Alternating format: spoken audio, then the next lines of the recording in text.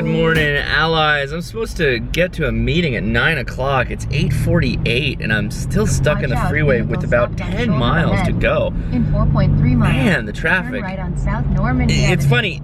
I normally get like bad traffic going home, which is okay. I mean, that sucks, but no big deal because you're going home. It's nice to get home earlier, but whatever. You don't have like a deadline. You're not trying to make a meeting. But yeah, that's what's happening this like the last 2 weeks, and it's largely because people are going back to school. There's all these extra cars on the freeway, and it's almost like they don't know where they're supposed to be going, and so they're just everything's slow. Even the carpool lane is slow, and that's something.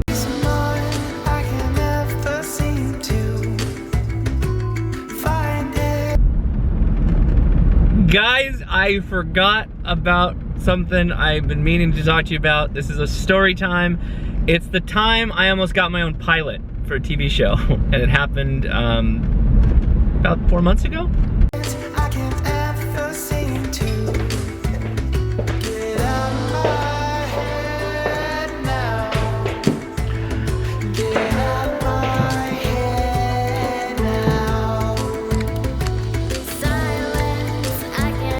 So before I get into this story, I had an interesting thing happen right now. A neighbor just came to my door dressed in all black. It is 75 degrees outside. He has a knit beanie on, a long sleeve shirt, and a black like down vest, like hiking vest on, with black pants, black shirt. And I can see him through the window, and I look out and he's like waving, he's smiling, he's like, hey, hi.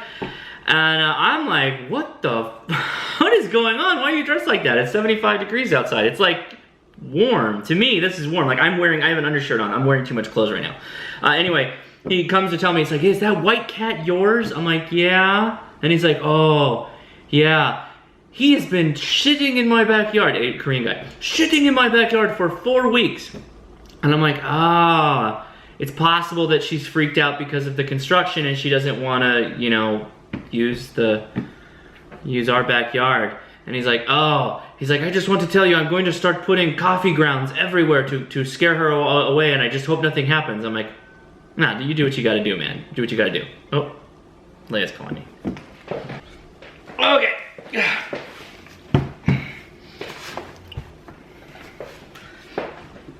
So 4 months or so ago, maybe later, I got a message on Facebook from a recruiting person, and it turns out that she was representing a production company. It's unlocked! She was supporting a production company for looking for a new kind of reality show. What's the show Fixer Upper, which is the one with the white kind of red-haired dude who does all the work, and then of course she also does work, and then the Asian wife who's like the designer type, and he's more the laborer type. This woman from this production company reaches out to me, and it says they're interested in creating a show based off of, yes ma'am? They wanted to take one of my videos and kind of turn it into a show, and it was like super advanced travel tips or something like that. So, business travel tips. What they wanted was do a show where someone, the star or whatever, walks through a given city or some concept of travel and then talks about their major tips on how best to travel in that area or what to do if you're in that area, etc. And they liked me because they thought it was funny. Well, so I got on Skype with them, did this whole thing where they asked me a bunch of questions, and they got to the point of like, well, you know, we really want you to tell us a story or tell us interesting experiences you've had while traveling. I told them, I was like, well, you know, understand that like most of the places I travel are not like glamorous. I don't go to Louisiana or New York or anything like that. I travel to places where people do like, well, like New Orleans. That's where you start when you talk about glamorous. They brought up New Orleans. Travel anywhere glamorous. Like Louisiana. Like Louisiana, like New Orleans. They wanted me to like dazzle them with the stories of like craziness that I've gotten into in business travel, and largely it's like, you're on business travel, you're there to work. Like my tips are tips to make you going and doing your job easier. And so I pitched this idea to them. I said, listen, what I'm about, like my deal is being an engineer. I like to be more efficient and better at how I do things. Business travel is one of those things. I like to have a challenge and rise to that challenge and be able to handle it in new and interesting ways to make my life easier, the life of my family and friends easier, etc. And business travel is no different. I try lots of different things and I stick with what works and I abandon what doesn't. It's the Jeet Kune Do of business travel, if you will. And we talked for, gosh, like 45 minutes and she built up this like edited like video clip thing. And I guess she went off to some network or the leadership, and they just didn't understand what I was trying to do. They didn't understand like what I was about. They wanted me to just be like, I don't know, like a Rick Steves travel journal, but for business travel kind of thing. And I'm like, well, no, but that's not interesting to me. Like I want to explain people how to be good at business travel. Like how do you get a good flight? How do you get a good seat? What do you do when you're delayed on your flight? Or if your flight gets canceled, or if you're in a hotel and, you know, XYZ thing happens. Like, how do you handle it? Do you use the ice bucket? Why don't you use the ice bucket? Things like that. And they just weren't into it. They wanted to just like me to sit down like an old timey person and regale them with stories of business travel lore. And it's like, well, I don't have anything like that. I mean, sorry, that's not the places I go. So ultimately they passed, or... They wanted to hear Cedar Rapids stories. Ultimately they passed because they wanted to go a different direction, which is fine. Good for them. But at the same time, it's like I don't know what you think you're gonna get on a business travel show, dazzling people with like glorious business travel locations. Like, okay, all right. The thing is that your job is not like, say, somebody who travels for pharmaceutical sales or... Yeah, I don't go to... You don't do sales at all. I'm not doing sales, yeah. Which means that you don't do a whole lot of the schmoozing. Right. No, that's a good point. And you don't do any of the maybe unsavory things. What are you talking about? I mean, I do. No. But not for work, is that what you're saying? No, what do you mean unsavory things? Like hooking up and like... Why would that be a part of a HGTV show on business travel? What channel is Fixer Uppers on? The wholesome couple that's like always working together? Like, what? This is the same production company. I see. I like it better when you film this way. Why? Because there's no reflection off the door. I don't know. Oh, good.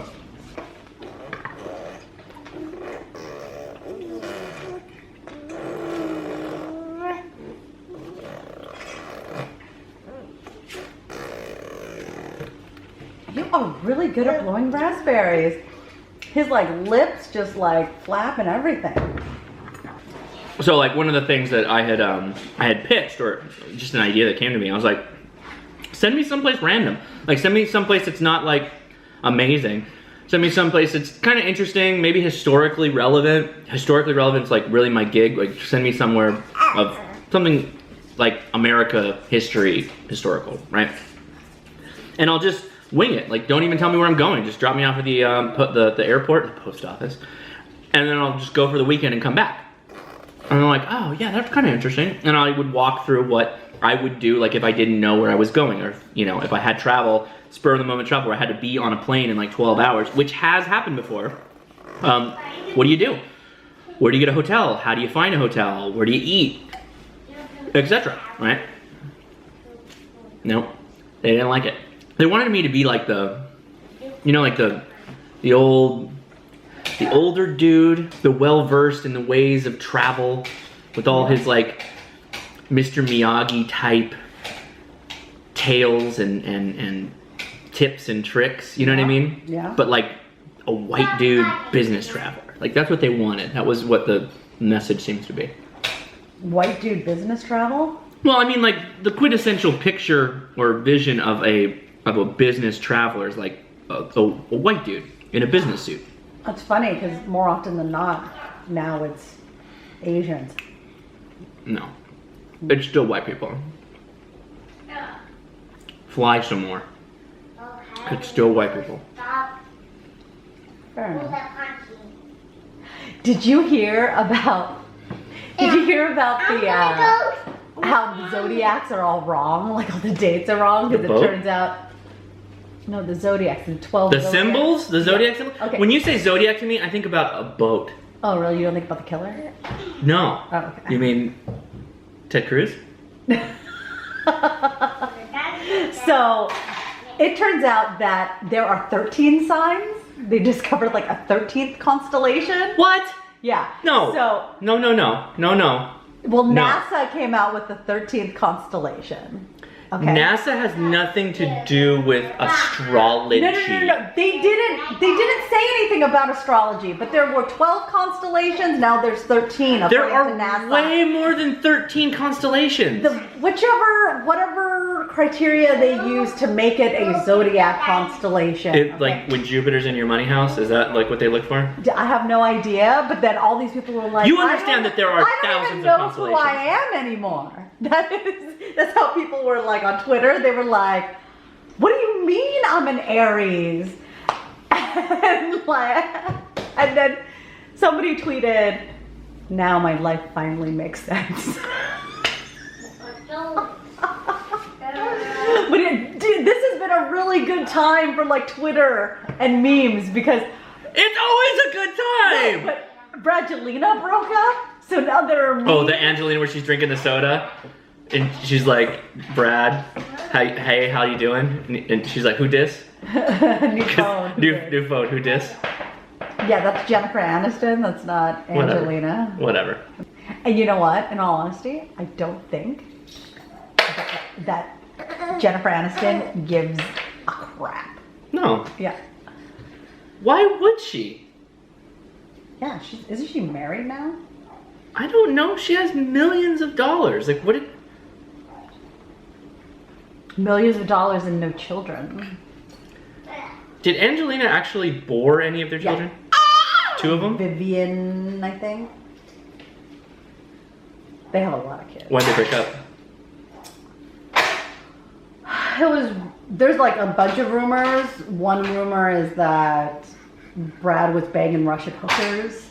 Another one was that he was constantly high on weed and then cheating on him, or cheating on her.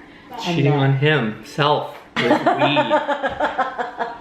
That's some heady stuff, man. That's some heady stuff. Another one was that there was no other woman. It was just parenting issues that drove them apart. I could see that. They have nannies. Maybe that was the parenting issue. Like they were making the nannies fight on the off hours. Someone was banging someone. I'm guessing.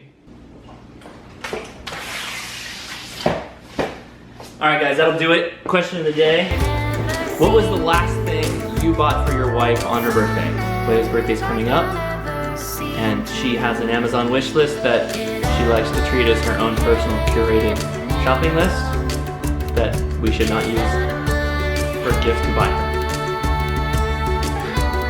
That's an inside joke. Okay, that'll do it. If you enjoyed this, give me a thumbs up, and if you haven't already, please subscribe.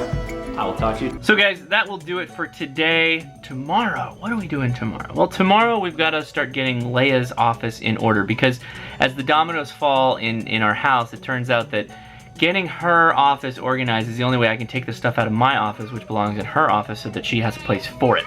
So, I'm gonna finish up her shelves and move a desk in and get her set up, and sounds really boring, right? But we'll make it fun. Tune in and find out.